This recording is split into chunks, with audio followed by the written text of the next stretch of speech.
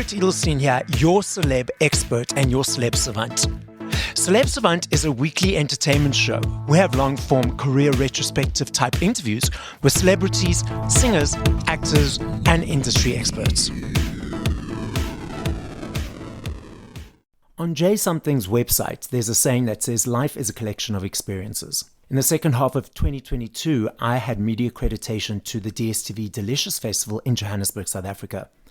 I went to go watch one of J Something's cooking demonstrations, introduce myself, and asked him if he'd be a guest on my podcast, and he agreed. J Something is a singer, songwriter, producer, cook, and part of the band Mi Casa. The band have remained chart favorites in their native South Africa, scoring 8 number 1 hits and numerous top 10 singles. Up next on Celeb Savant, we've got J Something. J Something, tell us, how are you doing and what's happening in your world? How I'm doing. It's always an interesting question because I think it can either be answered in a very simplistic manner, or we could really dive in. I'm actually in a really good space at the moment. Okay. I'm feeling really happy today. I'm feeling really good. I'm feeling a little bit tired today, but I'm embracing it all. I'm only tired because I've been blessed to be able to be working a lot. So happy about that. And yeah, in a good space at home, in a good space with work, proud of the stuff that I'm doing. And looking forward to the year ahead. Brilliant. Now, why J Something? Where does that come from? Well, my name is João, which is arguably one of the most common names where I'm from, which is Portugal. I was born in Portugal in the Algarve, in a town called Portimão, which is on the south tip of Portugal. It's a really beautiful part of Portugal. And when I came to South Africa when I was 7, I only knew how to speak Portuguese, but I kind of got embraced by culture and languages and people. And I started to learn English and Xhosa and Afrikaans all at the same time in the Eastern Cape. And not a lot of people could say my name. So I went through my whole youth with my name being butchered. And then when I decided that when I took the first step of I want to become an artist and I want to pursue this dream of mine, I thought, you know what? Let's make it easy. Let's just J something. J Something. J something. It's also a lot deeper meaning, but I don't know how far you want to dive into it.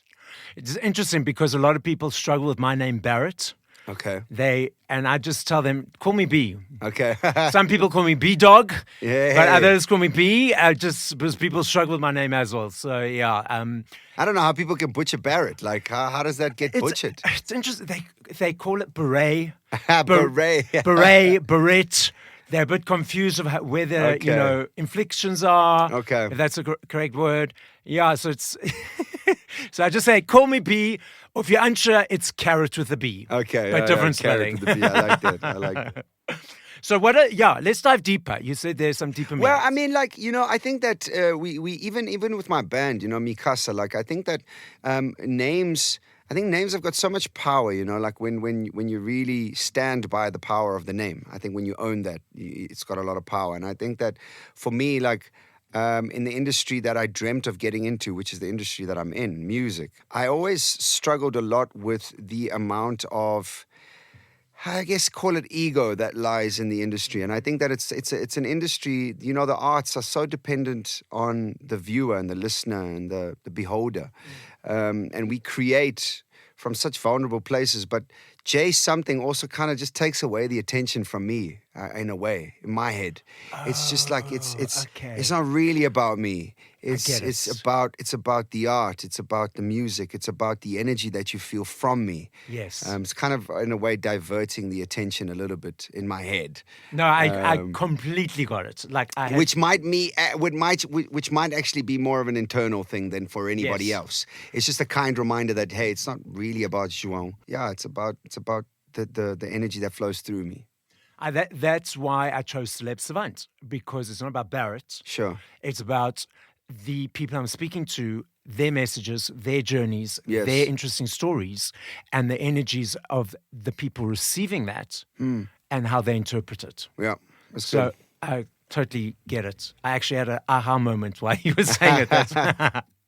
Okay, let's take it all the way back to the beginning of when you fell in love with music. How did that happen? When, age, all those type of things? Interesting because, when I look back on my life, I think that before, or well, from things or moments that I can't actually remember. My mom and my brother often remind me and show me pictures of me as a 3-4-year-old, holding a little piano, wanting to have everybody's attention, standing on top of a couch and asking everybody to keep quiet whilst I mimed over a song that I liked and, played a guitar that actually didn't make any sound, but just wanted to be holding it and showing people. So from a very young age, I kind of had that almost instilled in me.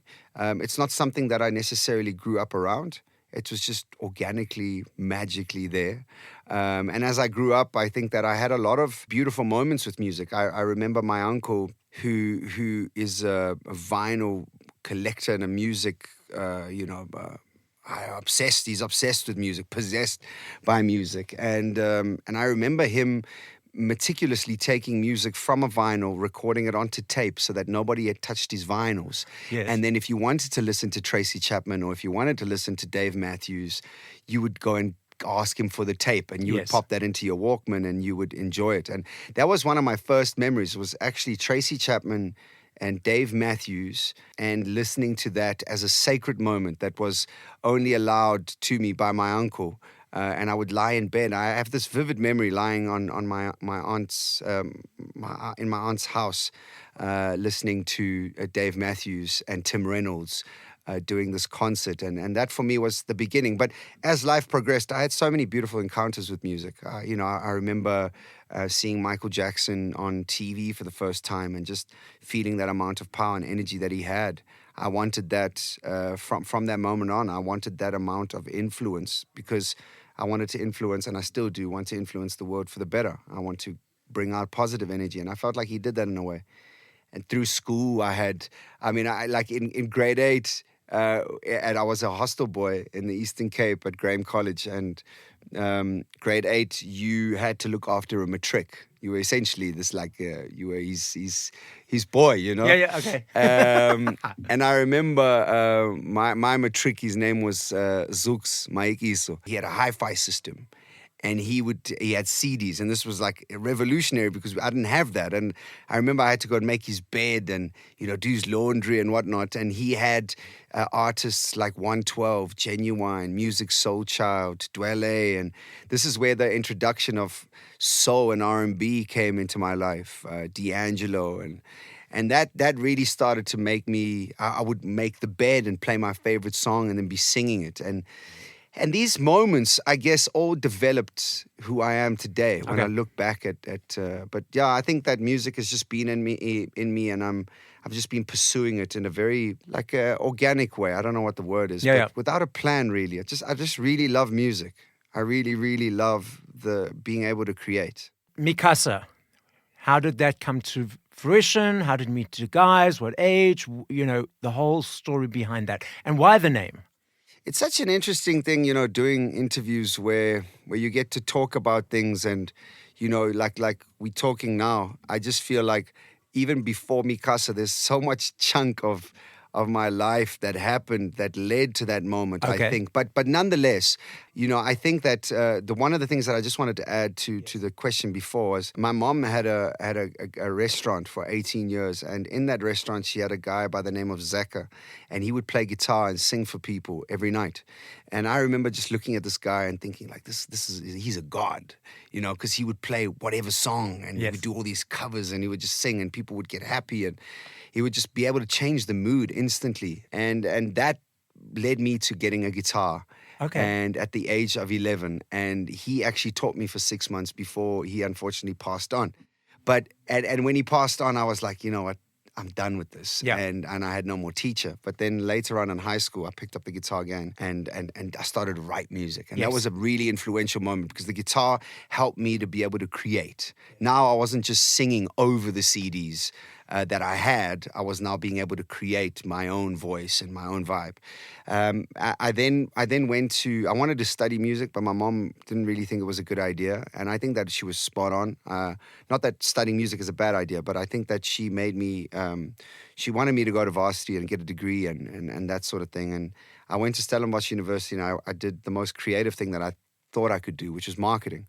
And I love brand and I love marketing. I think that there's so much creativeness around it. And I think now when I look back on the last 11 years of my life, what I've done is build brands, one of them being Mi Casa. The story of how Mi Casa came about is one of the reasons why we're still around, I believe, is that I was invited to a party on the rooftop of a place in Sandton. I didn't know anybody. I was 20 years old. I arrived there. One person that I knew. And was this still during varsity still? No, I just finished varsity and I Okay. moved up to Joburg. That's why I said, like, there's so much stuff in between. Well, let's dive in. Yeah, it's such a weird life that I live, because I'm like, who the hell wants to listen to my story about all of this? We love listening to stories. Actually, during 2010 World Cup, my cousin, who I didn't know was my cousin, or I didn't know him at all, came to Port Elizabeth, and my mom knew his parents and said, hey, your cousin is coming, you should go and watch the game with them. And I was like, okay, cool, meet him. And I met him, went to watch the game with him. He stayed at my parents' house, and that night, his name is Sergio, and he was one of the owners of a record label called Soul Candy. Oh, yes, of course, and yes. He then said to me that night, he's like, hey, you should really come to Joburg, and maybe we could try and find you a job or something. And I'm like, yeah, no, I'm cool. I got my band. I had a band at that time. Yeah. I just finished varsity, and we were doing gigs around pubs in the small town of Port Alfred. And I was pretty content because I felt like I had a vision and I had a vibe going. And the next morning, he was leaving at like 4 or 5 in the morning, and he said, dude, I couldn't sleep. I really think you should come to Joburg. And I'm like, okay, cool. I don't know why, but in that moment, it's these magical moments that I reflect back on, that I'm like, sometimes instinct kicks in. Sometimes something just takes Yes. over. And I packed a bag, put my guitar in his car, and I told my mom, I'm going to Joburg. I've got no idea what I'm doing. I'm going. And off I went. And I lived on his couch for a good 6 months before I got a job. Which then, I was managing and cleaning a studio for other artists, and I would prepare rehearsal rooms for the likes of TKZ, Judith Sepuma, Hugh Masekela,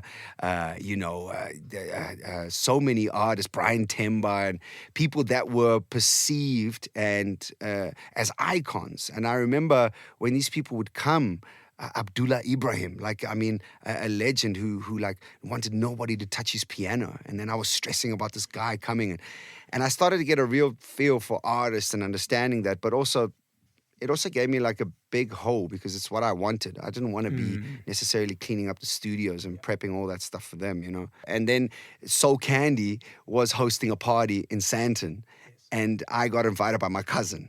Now at least the story makes sense in my head. Yes. And I went there, and there was a DJ playing, and I thought the DJ was playing cool vibes. The party, to my mind, felt like I was inside like an MTV screen. It was just like all perfect, Yes. I came from a small town. Everybody just looked perfect. It just looked like it belonged on MTV in my head. And I was extremely intimidated, but for some reason, I went up to the DJ and I said to him, hey man, can I sing over these beats? And the DJ was like, what the hell? Who's this kid? I can only imagine what that must have felt like. Yeah. And the DJ allowed me to. So I started to sing whatever song or whatever melody would pop up as he played these house beats. Yeah.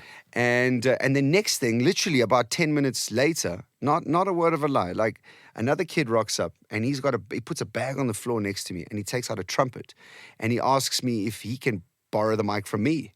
So I'm like, sure. So I would be like, I would sing, sun is shining, weather is sweet again, and everyone to move over the rainbow. And then I would pass him the mic, I would hold it, and then he would play something. Yeah. And then all of a sudden it's like a trumpet solo, and then I would take the mic away, and then I'd start singing again, and then and we didn't know each other from a bar of soap. And all of a sudden this whole party, the whole energy of the party shifted, and everybody came towards us.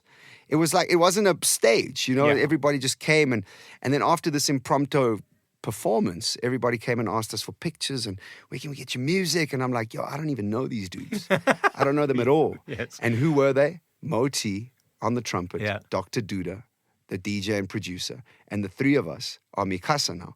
And on that day, I begged them. I said, let's just get into the studio and try and do something. Yeah. It was 3 months because Duda was already an established artist. 3 months later, he said, yeah, okay, cool, come into the studio. And I came in and wrote These Streets. And first song I ever wrote with Mi Casa. And it was good morning to the world out there, Sanbonani, Ninjani out there. And I had no idea what I was doing other than expressing how I was feeling about being in this big city. That song went on and it just became record of the year and our whole lives changed. Yeah, that was 2011 that we released These Streets. And ever since it's just been, from height to height, from like writing a list of dreams and scratching them all out because you've achieved them year on year and you just keep trying to reinvent dreams or recreate what do you want now. It's felt like a dream. Like it's been absolutely amazing. That's amazing. So you mentioned about that instinct. So for the listeners, I was at the DSTV festival a little while ago and I saw Jay something there. I thought, okay, I want to speak to Jay about coming onto the podcast. I want to trust that instinct and just go ahead and talk to him. And that's how we met and became friends. Yes. So let's talk about your creative process from nothing, zero, to a 3 to 4 minute song. What is that process? Is it easy every time? Is it the same process? How are you motivated? What invigorates you? Is it easy? That's the question that I'm kind of like stuck on with that you asked me there, because I think sometimes it flows and sometimes it doesn't flow. And I think that I don't subscribe a lot to like, I'm trying my best to not subscribe a lot to opposites, like, is it easy, is it hard? But creation and the creativity and the way that it works for me, it's just all about the moment. I never know. And that's part of the magic. It's this uncertainty, it's this unknown that you dive into. And melodies are flying through my head like it's like there's the whole galaxy in my mind of music, and it just depends on where I'm flying around that might produce a certain melody. And I keep on hearing melodies, and I never know when they will be used. And sometimes I come up with stuff that I think are just for the moment. And then sometimes I'm lucky enough to be able to record them into a form of a song. So there is no actual process other than just allowing your vulnerability to come out and to try and create something. I've been through a lot of phase in my career where we have to create because we have to create.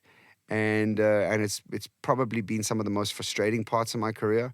Nonetheless, they've been successful. It's a hard one to explain because there is no format. It's just sometimes I hear something and then I hear something else. It could be that, like right now, I could be hearing da da da da da da da, and then all of a sudden it could be, I know that I want you, babe, and I'm gonna chase it. And I've got no idea what I'm saying. Yeah. But I'm just kind of expressing the feeling. But I think what I've tried to do is just to really try my hardest to really write music that is about what I'm going through, what I'm feeling, what I'm dreaming of, what I am experiencing. Because I think that that's where we find our uniqueness as an artist. I've gone through my phases. I can't say that I've been 100% authentic throughout my Mi Casa journey. I think our first album was very true and very vulnerable. I think then success happens and then everybody wants you to write hits because I didn't even know what a hit was. I just was making music. Yes. And then you have all this pressure to write hits. And then you go and all right, okay, cool, I understand the format. Because we make pop music, we make commercial music. So there's a format to it. There's a science behind it. There's a certain time where the chorus needs to come in because it's attention span. And you want to, when the chorus comes in, you want to create a moment that it lifts the whole song almost above everything else. And in that moment, you want to create an iconic, catchy melody that hopefully stays in people's minds, that can become repetitive. And on top of that melody, you want to hope to create lyrical content that then can also further emphasize the part. So you can have a da-da, da-da, da-da, da-da, which is a catchy melody when you put it on top of a groove that's also catchy.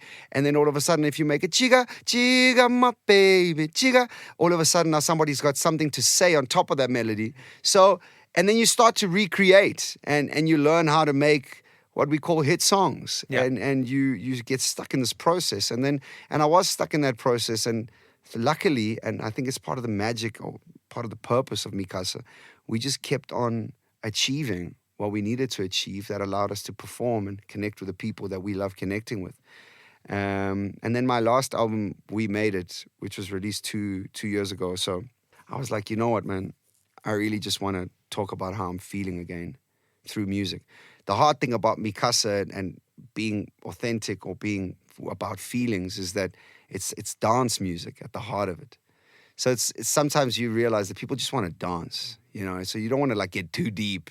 You want to find a way to like hide your message in there. But yeah, what a journey so far. But the creation process is such a strange one, you know, because you never know when it will come. I've written songs on the plane. I've written #1 hit records at sound checks, you know. So like, you never know. You just got to be awake and you got to be present. Yes. That's really important. So you mentioned earlier about CDs. Previously it was vinyls, Remember cassettes. them? I still buy them. I still love my CDs. I love that aesthetic of holding and the artwork and all those type of things. Now these days, and you also mentioned the attention span of the song. These days, it's the digital platforms and the attention span of the listeners. You have to grab them much quicker. So what are your perceptions around the way people are now listening to music compared to the way they used to? Vinyl and all those things are making a comeback gratefully. And that the attention span needs to be, you need to grab them in quicker than you used to because it being such a shorter attention span. I mean, like, I'm even like, as I'm talking to you here and you making a podcast, I'm just thinking like, damn, who's going to spend all this time listening to this whole story, you know? And I think that for me, it's a really brave format that you choose. It's just to have like real good conversation and to be able to dive into things. You know, I sometimes go to radio and I'm just like, but this oh, okay, we're done. We're moving on, you know? And it's like, there's so much more to that, man. Yeah. It's not like you can't just ask me that and then one sentence and you moving on, you know, like this it's context, you know. Yeah. But nonetheless, like you can't be in an ocean and expect the wave to not crash you over. You almost have to give in to the tide. Okay. You have to give in to the way that the system works in a way. And I think that it's the hardest thing as an artist at the moment, with regards to what you're speaking about, for me personally. Especially because I'm in a new transition where I really want to start sharing my own music. And I feel very scared to do that because my own music is not a song that is 2.5 minutes.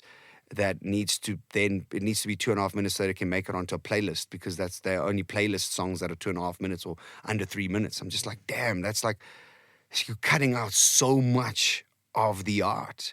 But now we're creating that way, you know. Like I've just finished the new Mi Casa record that's coming out this year, and I'm just like, it's beautiful. It's the best work I think we've ever done musically, honestly. But we've learned how to create music now for that format. But Mi Casa it lives in that space, the commercial space. So it's got its sea. And you have to learn how to deal with that ocean. You can't be fighting the ocean. I can't be, and we try the best we can, but it's becoming extremely hard and harder. A song, and one of the things that I'm grateful about Mi Casa is that when you look at Mamela, for example, which is a song that we released 2.5 years ago, it's been on the charts for 90 odd weeks. So like this is a song, and that's the thing about Mi Casa is that Mi Casa makes songs that, thank God, are becoming classics, are becoming timeless. They last longer than just, hey man, you were the song of this summer. You know, like I can care less about being a song of the summer. I want to be the song of the summers. Yes. I want it to transcend. I want it to carry. So it's becoming very hard. And we try our best to fight the current, but it's an interesting time we're living in. You know, like even with social media and sharing your story and sharing your journey, you fall under this pressure of just, how do I grab your attention? You know, it's all about the first 3 seconds of the video. Yeah. It's all about the first line of your caption. It's hard, man. And that's why I say, like, we come from a society or culture that wants you to have more followers, more likes, more whatever. And I'm trying my best to get out of that box of just like, you know what, man, like whoever's out there that genuinely cares, I want to reciprocate that care. I want to build those relationships because those are the ones that I really care about and those are the ones that last. So, we try our best to build a newsletter and hope that somebody reads it and we connect with the people that care, I think. It's interesting because you mentioned that the wave and the current and letting it crash and flowing with it. If you look at Queen with Bohemian Rhapsody, the record company didn't want to release it because they'd never heard of a 4 or 5 minute track before. And Freddie pushed and fought and fought and fought and changed the dimension. Yeah. So maybe we just need to change the currents a bit. Well, yeah, I mean, like, you know, that story, we know that story because it's almost like a phenomenon, you know.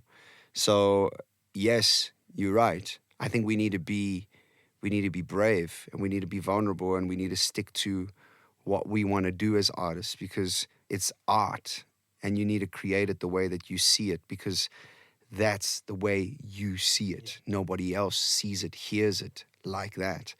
So if you see it as a 5-minute song, sure.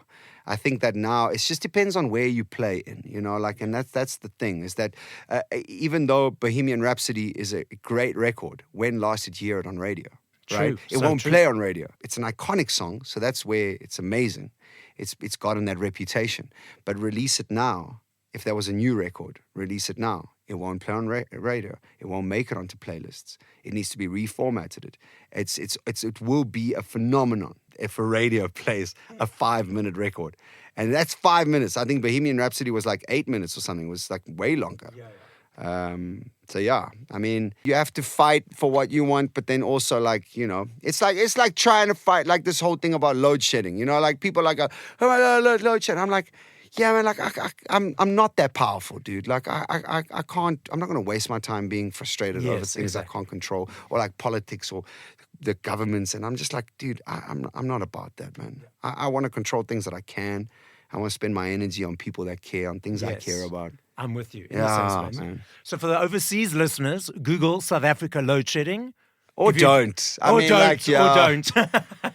Or don't. Yeah. Exactly. Now, I'm going to play a game with you. I love this game. The recipients don't always love this game. Okay. But I love it. Now, if I had to ask you this question in 2 minutes, 20 days, 2 hours, I know the answer would be different each and every time. Mm-hmm. But in this moment in time, your top 5 go-to songs by other artists. Sure. I'm quite a selfish person. I've learned that, and I don't think it's a bad thing, but I like my own music. Okay. And I as much as I like spending time outside, I try and limit the amount of music that I consume. Okay. Because I like to birth what is inside of me, and I think that if I listen to a lot of people, I get very swayed. But I could very easily tell you some artists that I'm mad inspired by. Sure. Go. Currently, I would say Tom Misch, Jordan Rakai, FKJ, Bongeziwe, who's an incredible South African artist, and another one that I could throw in there let's go a little bit nostalgic, would be Sade. Yes. But like, I have so many. Yes. That's I have so many. I know. It's a difficult question. Yeah. And it'd be different if I asked you that. Oh, just yes, totally. Absolutely. Now, the cooking. Let's go dive a little bit into that side. How did that happen? When did it happen? And what inspired it? What a random journey, to be honest with you. Like, when I look back on it, it's crazy, actually. You know, I love it and I hate it all at the same time. It's been such a weird thing, because the other day I did a show and this older gentleman came up to me and he said, "Dude, you can sing." And I'm like, "What?" Yeah, yes. Like, this is what I do. Like, this, you know, and he's like, "I thought you were a chef." And I'm like, I'm not even a chef. I just like cooking at home. Like, that's all that I actually like doing, you know? But it's also the nature of the beast, you know? I think maybe about 8 or 9 years ago, 2 or 3 years into my Mi Casa journey, I got really overwhelmed with this world that I lived in, you know? And I needed to create something that allowed me just to chill and like not always just be trying to be something or be somebody, you know, or just that pressure that comes with it all. So I started to write a list of hobbies at home with my girlfriend, who's now my wife. And I remember just saying, yeah, what could I do more? Like, you know, like, let's take Monday and I'm going to make that like my day off. And I did that. And that was like, I'm not available for anything. I just want to be home and I want to do something. And I thought reading, like gaming, and then I said cooking. Why don't I just start cooking? It's for fun, And that was it. We went and bought a cookbook. We went and bought a bottle of wine, and we went home, and I cooked something from Google. I just whatever. I think it was roast chicken or something like. And I made the mistake, inverted commas mistake, because it's been such a blessing. I must just clear that it's been a blessing. And it was the era of hashtags where it just began, and I was like, okay, cool, I'm going to post this picture, but I've got to create a really dope hashtag. So it was hashtag something's cooking. And it went, and I started posting every Monday for a good 2 years. And as the posts kind of became more consistent, people were like, oh my God, he's a chef. And he cooks, he dances, he sings. And then they start throwing in the comments of like, you need to do a TV show. You need to do a cookbook. And I'm like, what on earth are you guys talking about, man? Like, I'm literally Googling recipes and just trying to do them at home, like phoning my mom and saying like, yo, how do I make that rice? How do I make this? And so I took the leap of faith because I was encouraged by people and because people made me believe that I could do something, which is a really gift. It's just a really important gift that I've been given, is these people that we call fans, like they give me so much belief because I've built such a nice network community of people. They almost, in a way, we like each other. Like, it's just kindness. It's just good. It's love. It's positive energies. Like, you go onto my social media, like you'll hardly see anything negative. It's just all good. Even in the comments, it's just all amazing people.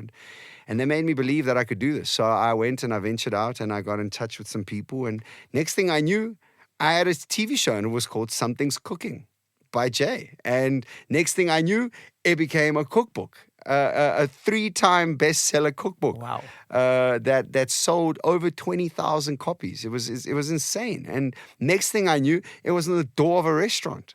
And then I had my own restaurant in Pretoria, and I was like, what? And then next thing I knew, I was cooking next to Michelin star chefs. I was doing cooking demos next to the top chefs in the world. Marco Pierre White, like these are like the baddest of baddest chefs in the world. And so it has evolved. And I've gone with it and I've tried to fight the current and I've tried to be like, I'm not a chef. Please don't put me in a jacket. Like, I don't want to be called a chef. I am. So I've given in sometimes and I've been like trying to be pretentious and I've tried to create fancy food and I've been there trying to teach people how to cook. And I'm constantly trying to deal with my evolution. And I'm trying to understand what it is that I am and what I'm not, what I want and what I don't want.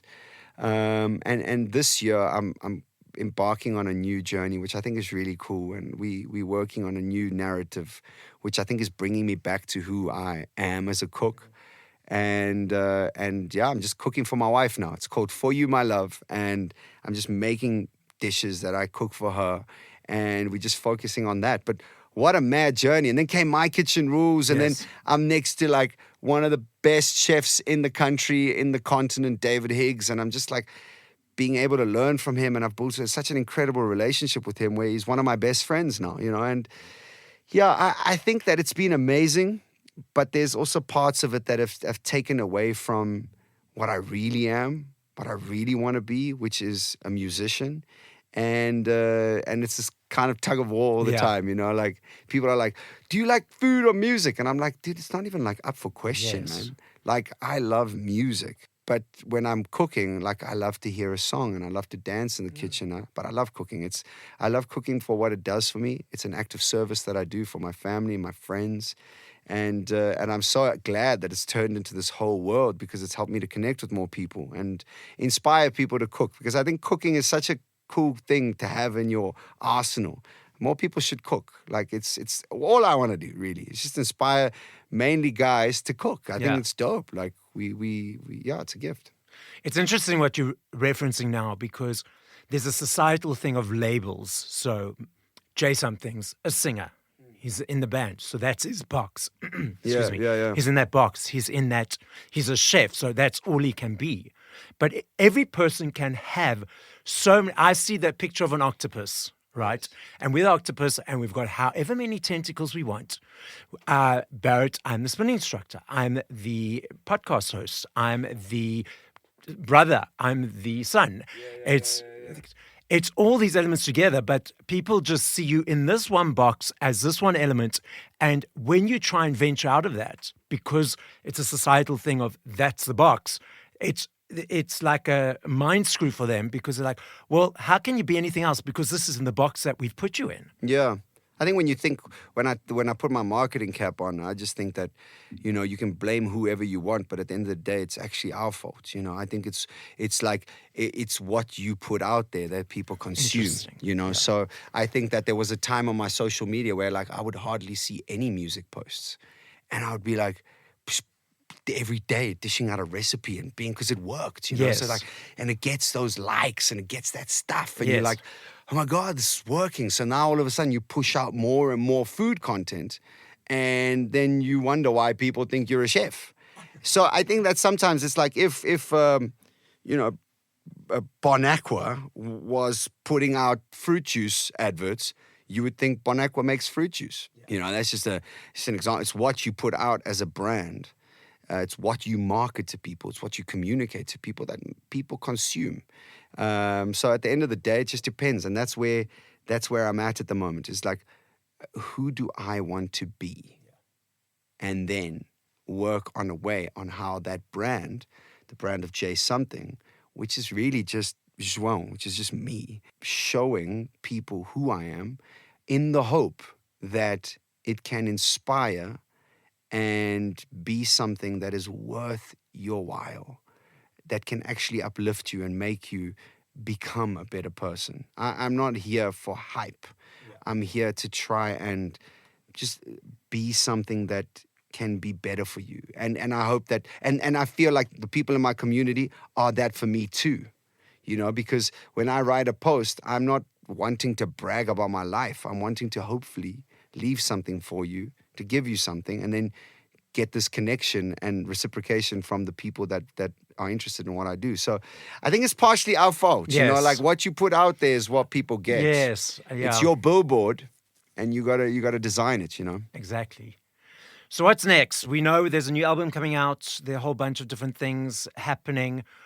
A hybrid version of the journey in the next coming while. Well, there's so much going on in my life at the moment, which I'm grateful for. We come out of a very strange period where not much was going on. But I got a brand new restaurant called Artistry in the heart of Sandton, 22 Fredman Drive. It's a collaboration with a really dope hotel group called Black Brick. And we are pushing a new narrative. We're creating a new platform that is Artistry. Artistry is a three-tiered... we have to call it a restaurant because it's the only kind of that makes sense to people. But the rooftop is a kitchen and a bar. It's got an outdoor swimming pool. It's got an outdoor cinema, and we go a floor down in the elevator, and you arrive at a 100-seater theater where you get to watch live and unplugged performances, comedy nights, movie premieres, theaters, poetry nights, interesting talks, and then you drop into another floor and you arrive at the after party bar, where there's a DJ and there's a bar, and you can have great conversation and dance and connect with people and essentially have an after party. And we're having a lot of fun with that. It's a cultural platform where we get to showcase the arts and celebrate everything that is classic, celebrate the things that have stood the test of time, nothing trendy, everything that is just been there. It's, even the interior, the architecture is all inspired by the 50s, the 60s. It's just really pulling into the things and celebrating the things that have stood the test of time. So that's happening. Working on For You, My Love with my wife, actually, which has been really cool. She's headlining all of that. And we're having a lot of fun creating a lot of that content and hoping that, it spreads love and just spreads joy and can connect with people. Mi Casa's got a brand new album coming out, which I'm really excited about. We spent last year 3 months in Europe creating this project, and I think that, like I said, I think it's the best work we've ever made. I think we've got some serious songs on there that I think for the first time will place Mi Casa on a real competitive level. I think for the last 10, 11 years, we've been sowing into Africa, and we've toured 35 African countries, and we've been like just pushing that and getting to kind of have firm roots in Africa. And now we're kind of really wanting to spread a little bit further. And then, just constantly just trying to live in the day. So I plan a lot, and I love strategy. So like I'm always trying to think about how and when and why and what and these type of things. But at the heart of it, today is a gift. Today is so much. There's so much to consume in a day. So trying to have that balance. So the podcast is listened to throughout the world. As a final message to the listening audience, what would you like to say? Well, first, if you've made it this far in the podcast, thank you for listening. Like, I think, attention, to give somebody an ear is just such a gift, man. Like, and honestly, like if you are still here listening to this, I just want to say thank you, because it means that you have interest in me, and that is a gift in its own. So thank you for that, and thank you for supporting me, and thank you for loving me the way that you do. And to anybody that's new and just found out about me, I just encourage you to connect and to be a part of our community. We've got a really great space on all my platforms. jsomething.com is my website. I've got a whole bunch of social media stuff, jsomething music, which is across the board. And if I could add to that, it would be that I'm learning that life is really about everything. It's not about the one side. We shouldn't just be pursuing and hoping for the best. We should be embracing it all. And I think in it all, there are incredible lessons. So whatever you're going through, I just encourage everybody to embrace it all and to take it one day at a time. And I truly believe that there is light and there is darkness, and they're both really needed. And I appreciate you guys. And thank you for having me, B. So as Jay says, one day at a time. But at this moment, we're signing out with Celeb Savant.